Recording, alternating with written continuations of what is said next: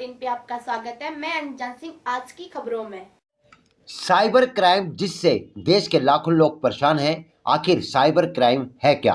किसी की भी निजी जानकारी कंप्यूटर से निकाल लेना या चोरी कर लेना साइबर अपराध है। साइबर अपराध भी कई प्रकार से किए जा रहे हैं। ऑनलाइन पैसों की चोरी, आपकी व्यक्तिगत जानकारी मिटाना, जानकारी में फेरबदल करना साइबर अपराध ही है। साइबर अपराध पर नकेल कसने के लिए देश में सुरक्षा विभाग हर पहलुओं पर कार्य कर रहा है, लेकिन शातिर साइबर ठग साइबर टेक्नोलॉजी में 2 कदम आगे ही दिख रहे हैं और ये एडवांस टेक्नोलॉजी हमारे साइबर सुरक्षा से कोसों दूर है। आखिर कैसे लगेगी लगाम? साइबर क्राइम के हमेशा ध्यान रखना है। कोई भी किसी भी तरह का लालच सोशल प्लेटफॉर्म की तरफ से आपको दिखाई देता है, उसके प्रति आपको आकर्षित नहीं होना है, उसके प्रति आपको ध्यान नहीं देना है। Delete the message. सावधान, क्योंकि साइबर दुनिया के साथी ठगों से आप भी हो सकते हैं ठगी का शिकार। इसलिए साइबर ठगों के मायाजाल में मत फंस जाना। इंडिया में साइबर क्राइम को कैसे रोका जाए, इसके लिए हर गांव और शहर के साथ साथ स्कूलों में पढ़ने वाले बच्चों को साइबर क्राइम की जानकारी देकर उन्हें जागरूक करना जरूरी है। गुरुग्राम सेक्टर 10 ए स्थित लॉयंस पब्लिक स्कूल में साइबर अपराध जागरूकता को लेकर नुक्कड़ नाटक का आयोजन किया गया। आप भी देखें। जल्दी से अपने अपनी चेयर्स लो और बैठ जाओ। और कैसे हैं आप सब? और होमवर्क तो आप सबने कर ही लिया होगा, क्योंकि आप हमेशा करके आ जाते हैं। तो चलिए बच्चों, आज मैं सोच रहा हूँ कि आप लोगों की कुछ हटकर पढ़ाई करवाई। तो बच्चों, आज हम बात करेंगे इंटरनेट के बारे में और साइबर क्राइम के बारे में। देखिए, हम सब जानते हैं कि इंटरनेट आज हमारे जीवन का एक अहम हिस्सा बन चुका है। चाहे यूपीआई से पेमेंट करना हो, है ना, या फिर हमें ऑनलाइन खाना ऑर्डर करना हो, एंटरटेनमेंट करना हो, गेम्स खेलना, कुछ भी हो, हम ज्यादातर इंटरनेट पर निर्भर हैं। और ये इंटरनेट का यूज उस समय ज्यादा बढ़ गया जब कोविड-19 का टाइम चल रहा था। उस समय क्योंकि हम सब एजुकेशन भी ऑनलाइन ले रहे थे, लेकिन इंटरनेट के जहां कुछ फायदे हैं, वहीं इंटरनेट से जुड़े कुछ अपराध भी हैं जिनसे हमें सतर्क रहने की जरूरत है। अच्छा, आप में से कौन-कौन जानता है कि इंटरनेट के क्या-क्या नुकसान हैं? तो नहीं है, पूरा दिन उसको मूवी देखो, कुछ खाने का मन करे तो खाना हो, जब खाना फायदे।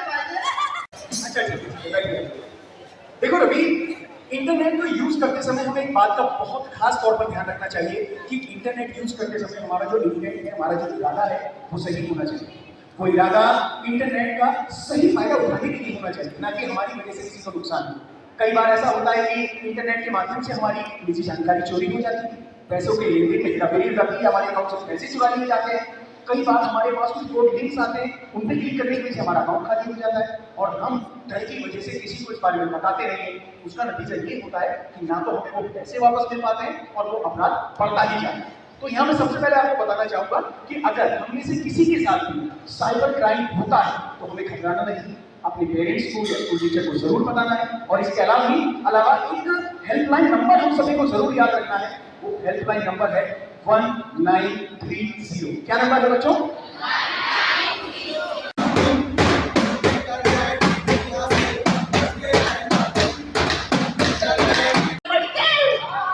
1930। बेटा जाके हाथ मुंह धो के खाना खा ले।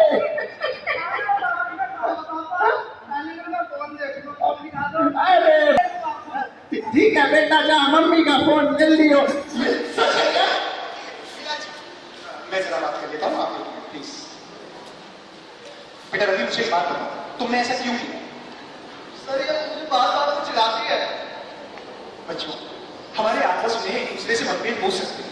हम आपस में खेलते हैं तो कई बार एक दूसरे से नाराजगी भी हो जाती है, लेकिन इसका मतलब ये नहीं है कि इंटरनेट के माध्यम से हम किसी को नुकसान पहुंचाएं। मैंने पढ़ाते समय भी बताया था कि इंटरनेट के माध्यम से कोई भी किया गया अपराध साइबर क्राइम की श्रेणी में आता है और इसके लिए हमें सजा भी हो सकती है, हम पे कानूनी कार्रवाई हो सकती है। इसलिए हम सबको इंटरनेट यूज करते समय अपना इंटेंट पॉजिटिव रखना चाहिए। समझाया था ना बेटा?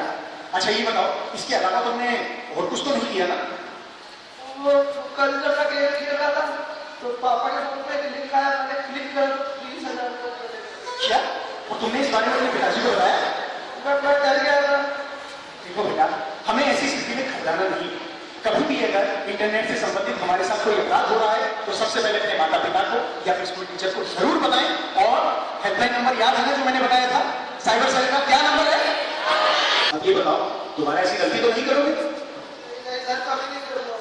ठीक है। और किसको सॉरी बोलना है तुम्हें? सॉरी सर जी।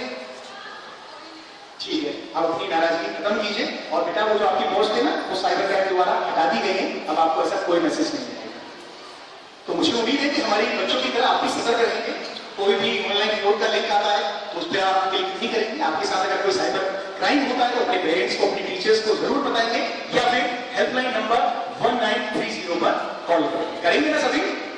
तो हम सबको आज मिलकर सतर्क रहने की जरूरत है। कहने की जरूरत है कि बदल रही है सोच हमारी, बदल रहा है देश, ये सोच हमारी,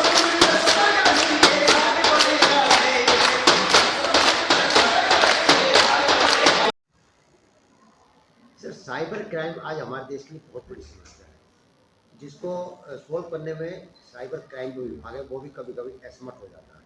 क्या कहते हैं साइबर क्राइम को कैसे रोका जा सकता है? देखो, साइबर क्राइम को रोकने के लिए पब्लिक का अवेयरनेस बहुत ज़रूरी है। जब तक लोग खुद अवेयर नहीं होंगे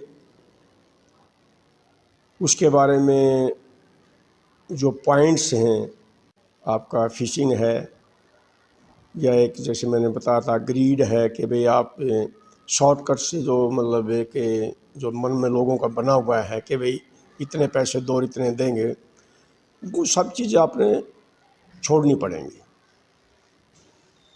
एक आपने अवेयरनेस बहुत ज़रूरी है। कोई भी लिंक जो आता है उसको आप ना दबाएं। कोई अनवांटेड जो फ्रेंड रिक्वेस्ट आती है उसको आप एक्सेप्ट ना करें।